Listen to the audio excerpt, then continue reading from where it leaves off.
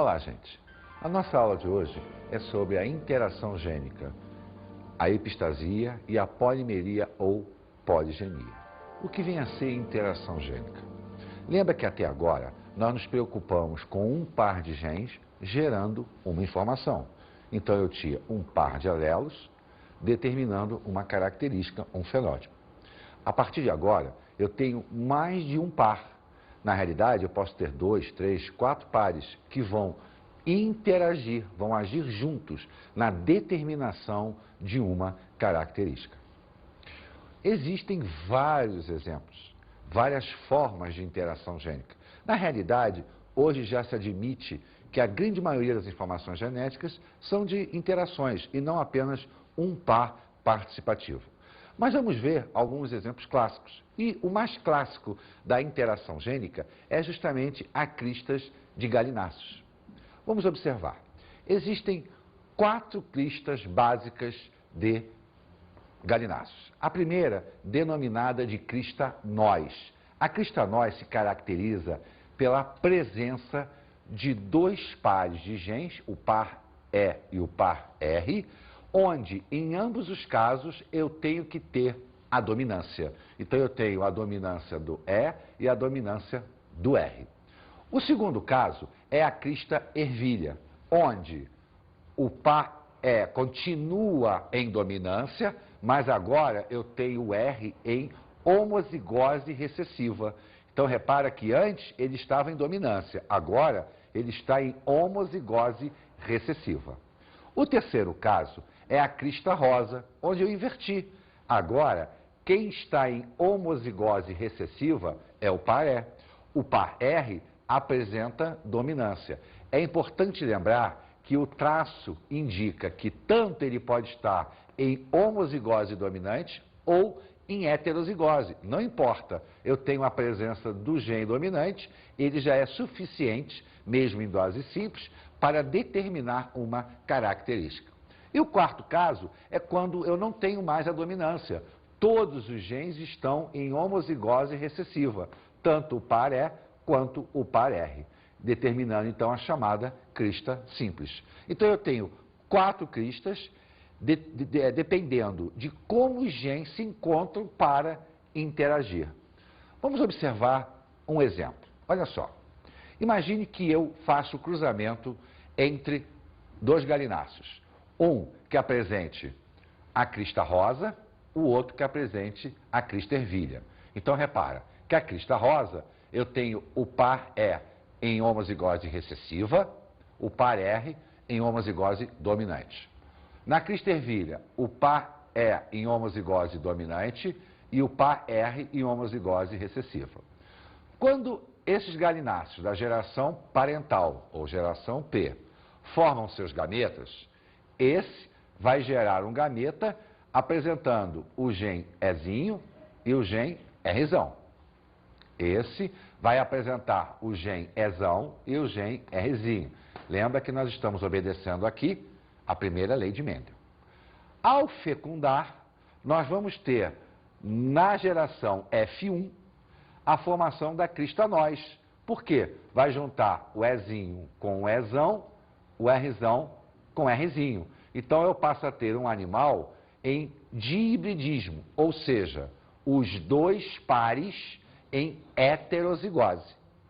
Se eu autofecundar F1, quer dizer, cruzar 2 indivíduos, né, um macho e uma fêmea, de crista nós, eu vou obter em F2 a seguinte característica. Repara, vamos observar agora o chamado diagrama de Punnett, ou quadro de Punnett. Olha só, eu aqui tenho os gametas femininos originários da fêmea heterozigota.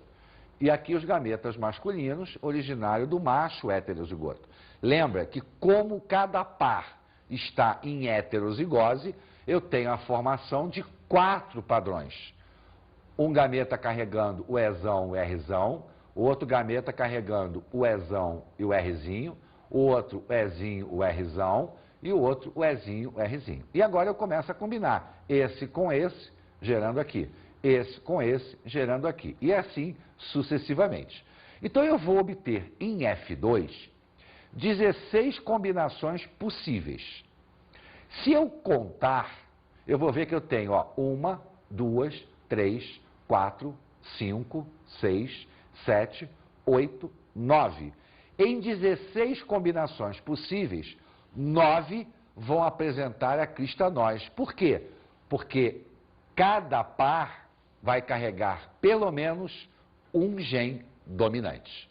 Agora vamos observar a crista ervilha. Na crista ervilha, ó, eu tenho que ter o E em dominância e o R em homozigose recessiva. Então, olha lá, ó, eu tenho 1, 2, 3. Então, em 16 combinações, 3 vão apresentar a característica E dominante, R recessivo, o que dá a crista ervilha.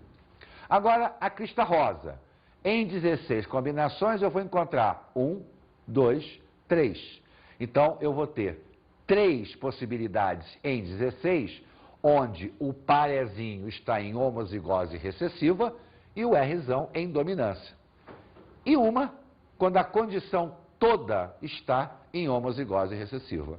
Ora, se eu obtive 9, 3, 3, 1, eu mantive a proporção mendeliana. Logo, esses pares encontram-se em cromossomos não homólogos. Obedecem à segunda lei de Mendel. Eles se segregam independentes, gerando, então, a combinação de F2.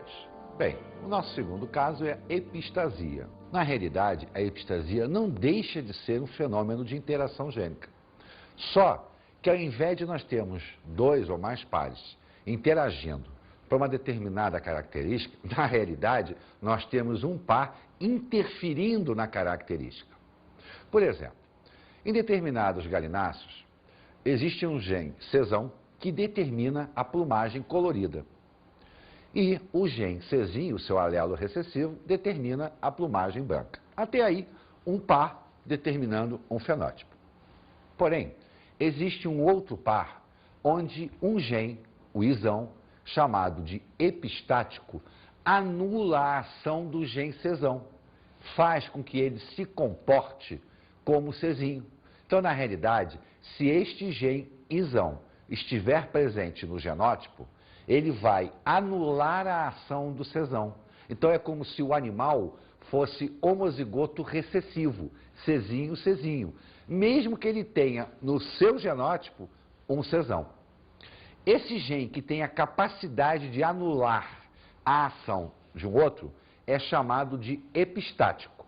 E aquele gene que sofre a ação da anulação é chamado de hipostático. Existem duas epistasias, a epistasia dominante e a epistasia recessiva. Ela é dita dominante quando o gene epistático é um gene dominante.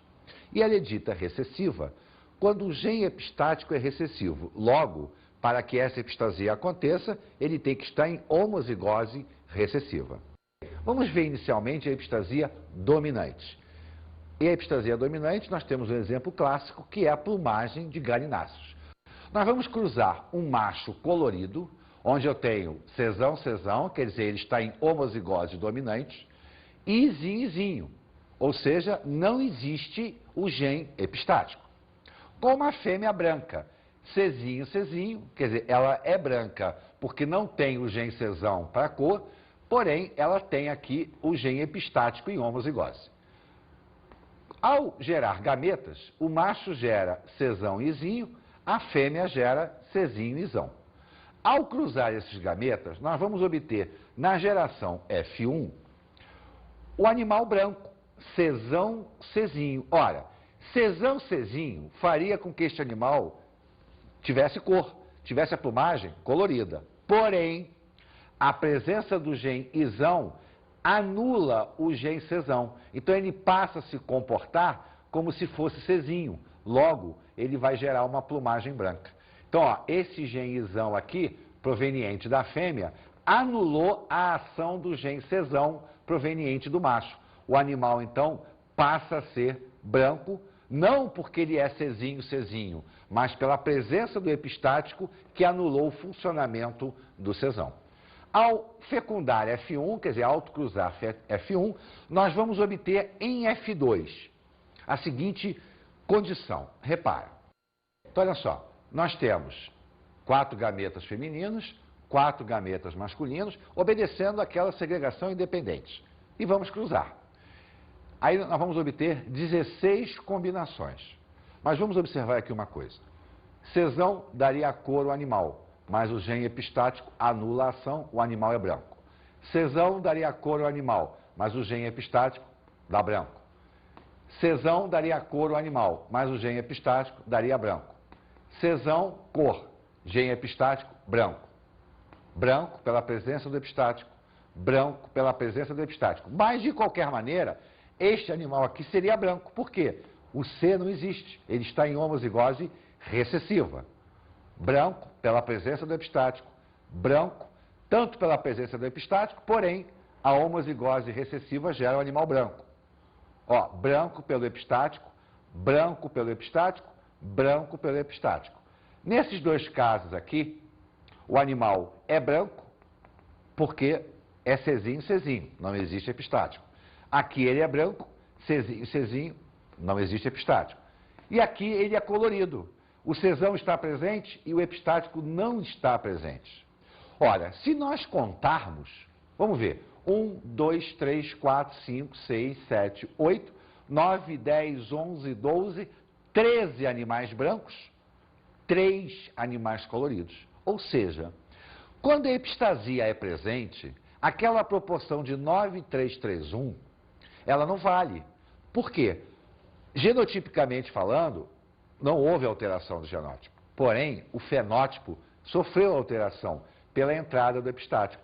Então aqui eu tenho uma condição não mais de 9, 3, 3, 1, e sim de 13 para 3. Existem ainda alguns autores que consideram que nós deveríamos contar apenas quando o epistático está presente. Que seria assim, ó, 1, 2, 3, 4, 5, 6, 7, 8, 9, 10, 11. Repara, eu estou contando só a presença do epistático, 12. Então ele é 12, por quê? Porque o epistático está presente. 3 para colorido e 1. Esse 1 aqui, ele é branco porque ele é branco. O epistático não está existindo. Então, na realidade, nós podemos encontrar duas maneiras de exemplificar isso. Ou a contagem total, 13 para 3, ou a contagem de 12, 3, 1. Mas isso varia de autor para autor. Eu sempre digo o seguinte, vamos usar o conceito geral. 13 brancos, 3 coloridos. Então, o que nós acabamos de ver foi a chamada epistasia dominante. Agora vamos olhar a epistasia recessiva. Em camundongos, existe um par que determina a coloração básica dos animais. Quando o animal é azão-azão ou azão-azinho, quer dizer, quando ele é dominante, ele tem uma coloração chamada de agute, que dá um castanho acinzentado. Quando ele é azinho-azinho, ele tem a cor preta. Acontece que existe um segundo par, o pezão. Quando o pezão está presente, ele permite que tanto o azão, que determina o agute, quanto o azinho, que determina o preto, se manifeste. Então, o animal vai ter perfeitamente as suas cores.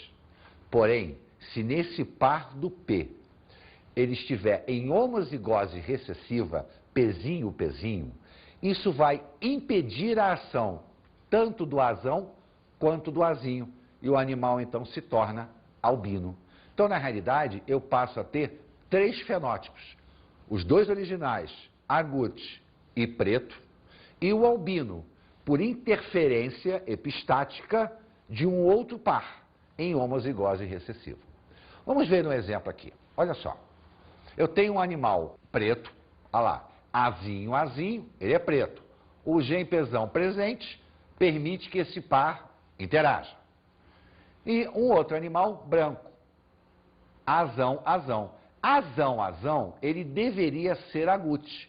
Porém, a presença do gene pezinho em homozigose recessiva anula a ação do azão. Esse animal, então, ao invés de ser agute, passa a ser albino. Ao gerarem gametas, eles vão produzir em F1 o agute. Azão, azinho, agute. Pezão presente permite que o par funcione. Então o animal ganha a condição de agute. Quando nós fecundarmos F1, vamos obter em F2 uma outra proporção. Vamos ver. Formação de gametas femininos, obedecendo à lei mendeliana, sem problemas, gametas masculinos. Ao cruzar, nós vamos obter em F2 16 combinações. Agora, observemos. Eu tenho 1, 2, 3, 4, 5, 6, 7, 8, 9 animais agute. Por quê? Porque o azão está presente e o pezão também está presente. Eu tenho 1, 2, 3 animais pretos. Por quê? Eu tenho o A em homozigose recessiva e o pezão está presente. E eu tenho 1, 2, 3, 4 animais brancos. Esses 3 animais aqui, este e este, deveriam ser agutes, mas a presença do par P em homozigose recessiva anula a ação do gene azão. Então ele passa a não funcionar, o animal se torna albino. A mesma situação aqui. Neste caso, o animal deveria ser preto, mas a presença do par em homozigose recessiva anula a ação do gene azinho. Então eu tenho uma proporção 1, 2, 3, 4, 5, 6, 7, 8, 9 para 16 agutes, 1, 2, 3, 3 para 16 preto e 1, 2, 3, 4, 4 para 16 branco. Repare que novamente nós tivemos a alteração na proporção fenotípica, que era 9, 3, 3, 1, passa a ser 9, 3, 4. Isso por quê? Porque nesta situação aqui eu tenho a anulação do gene funcional.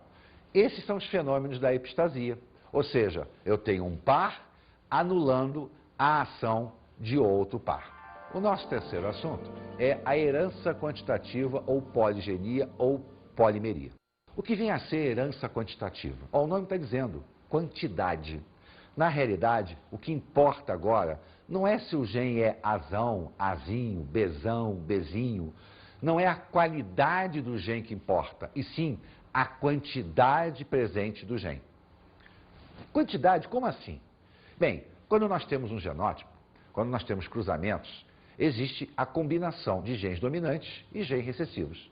Na herança quantitativa, que é uma herança de efeito acumulativo, quanto mais genes dominantes nós tivermos presentes num genótipo, mais será a ação expressiva do fenótipo.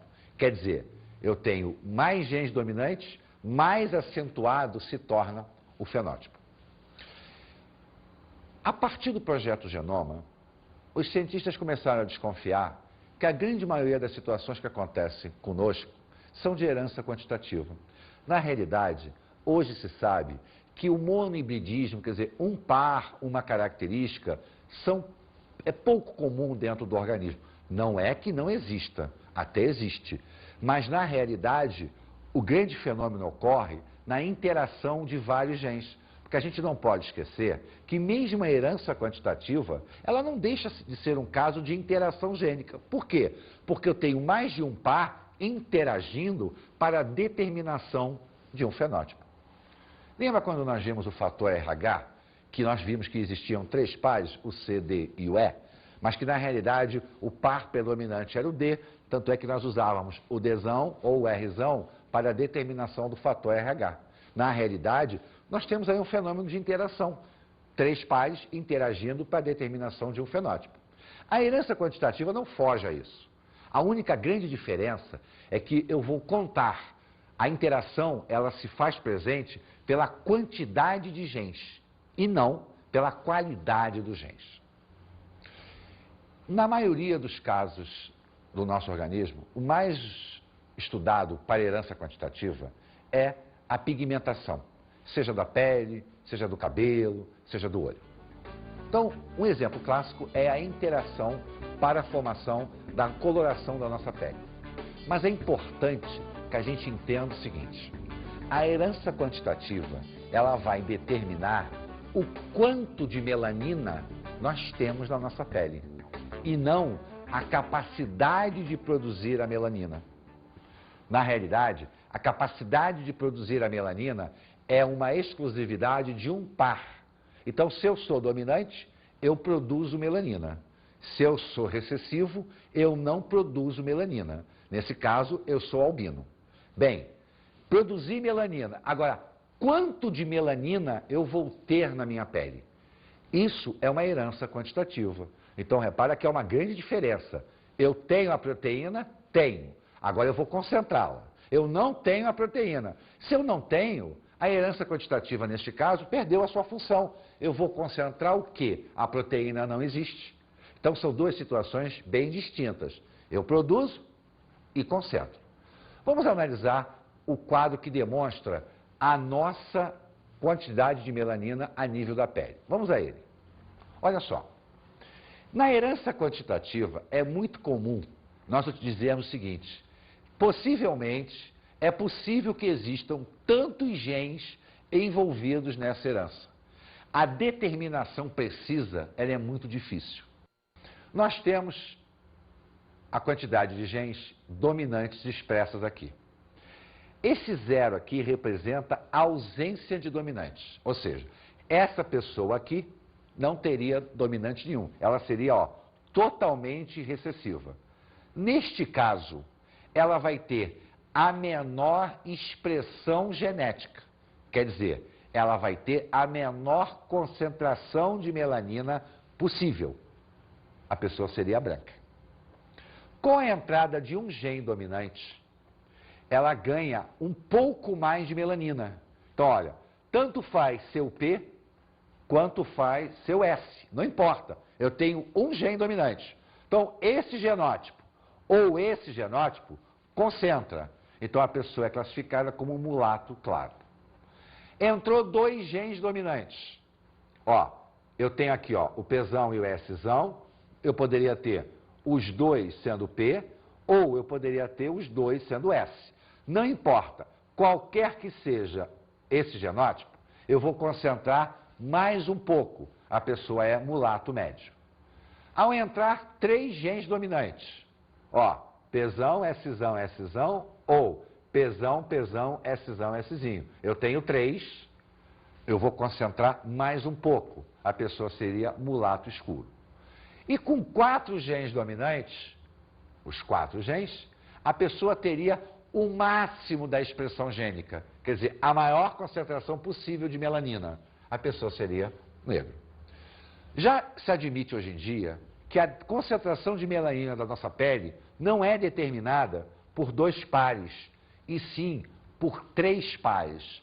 Automaticamente, se eu tenho 3 pares, eu vou aumentar os meus fenótipos.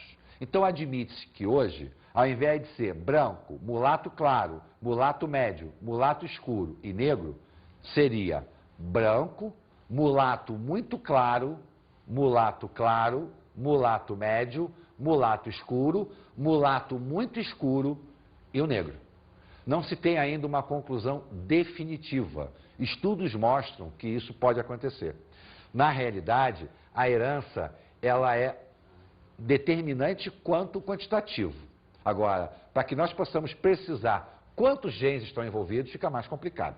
De qualquer maneira, é interessante salientarmos o seguinte: numa população, a herança quantitativa sempre vai apresentar a menor quantidade de indivíduos dos 2 extremos.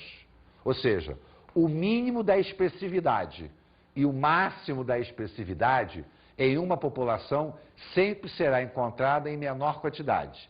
E o ponto médio da herança, nesse nosso exemplo aqui, o mulato médio, será sempre o máximo da expressividade.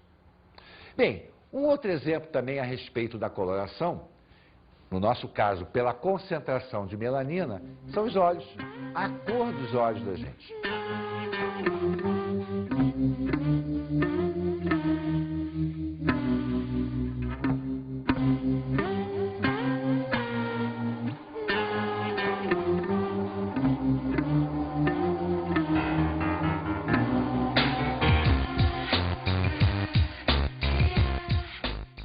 A herança quantitativa na cor dos olhos.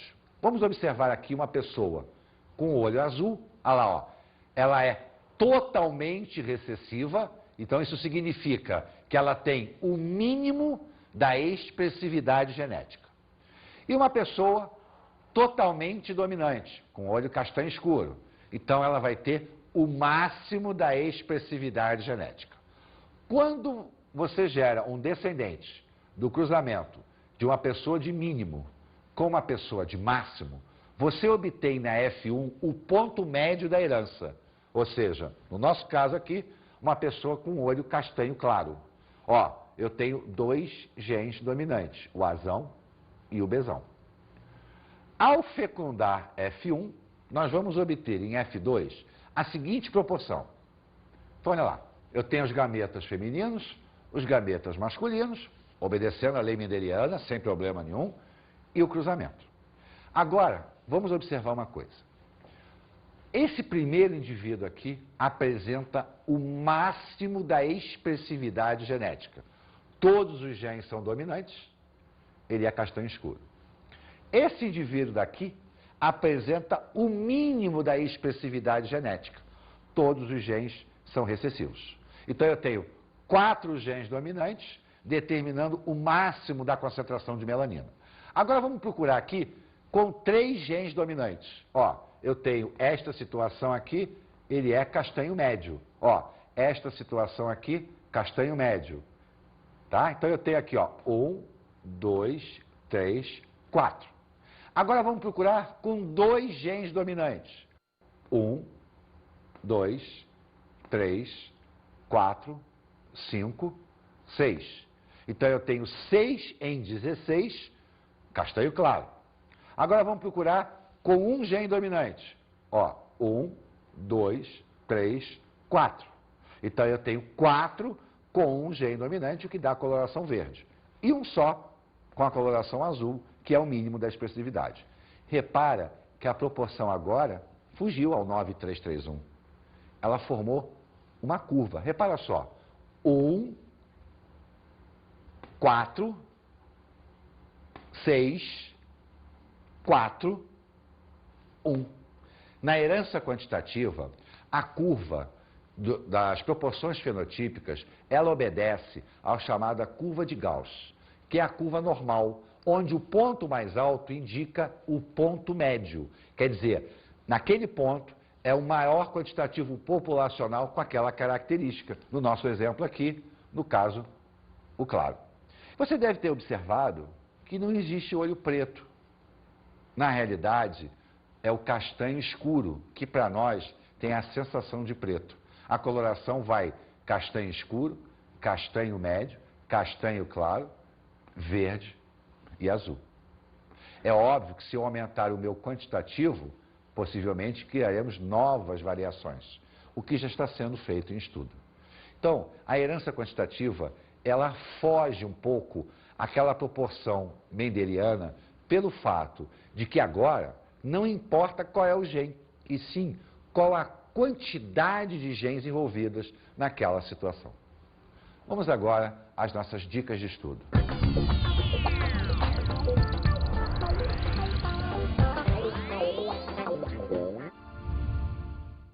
Nós estudamos a interação gênica, a epistasia e a herança quantitativa. Então, refaça seus estudos. Faça bastante exercício, principalmente na herança quantitativa, quando você se preocupa com a quantidade e não com a qualidade. Observe atentamente o problema da ação de mais de um par, tanto no fenômeno epistático quanto no fenômeno da interação pura. Fazendo exercícios, dando uma pesquisada, olhando outros exemplos, você vai ver que, na realidade, o dia a dia da gente está muito mais ligado à interação do que propriamente mono ou de hibridismo. Bom estudo.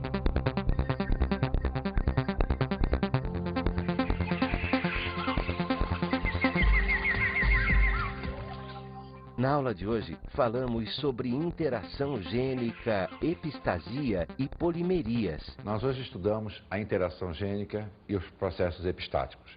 Vimos que, na realidade, a epistasia e a interação gênica é uma coisa só, apenas o foco muda. Né? Interagir gene significa a ação conjunta de mais de um par para um determinado fenótipo. Sendo que, se o caso for epistático, essa ação se tornará nula. um par anula o funcionamento do outro. Então, na epistasia, a característica está na anulação da ação de um gene. Na interação como um todo, está na ação conjunta para um determinado fenótipo. Porém, não podemos esquecer nunca que interação gênica e epistasia são um fenômeno basicamente único. Estudamos a herança quantitativa ou poligenia.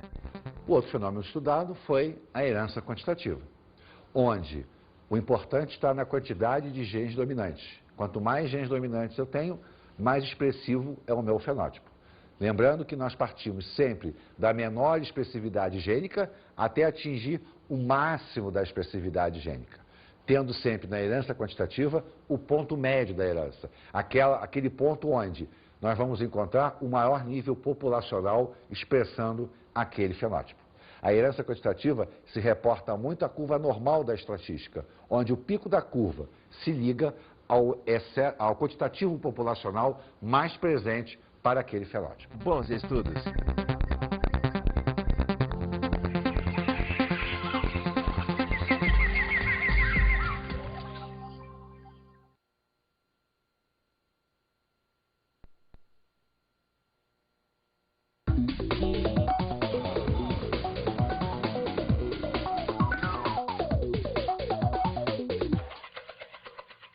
Bem, colega, nós sabemos, através das pesquisas modernas, que, na realidade, o nosso funcionamento se deve a ações de interação. Seja elas quantitativas ou não, a interação de genes no nosso genótipo é que efetivamente produz um fenótipo que nós estamos acostumados. Então, eu acho que é uma aula que merece um ênfase, né? Não só nos exemplos clássicos, como crista de galinha, pelagem de camundongo, seja por fenômeno epistático ou não. Mas eu acho que vale a pena pesquisar, após o projeto Genoma, que quadros de interação foram descobertos. O que nos nossos fenótipos são representados por a interação gênica, seja quantitativa ou qualitativa, não importa. Eu acho que o foco da genética tende a caminhar para o fenômeno da interação gênica.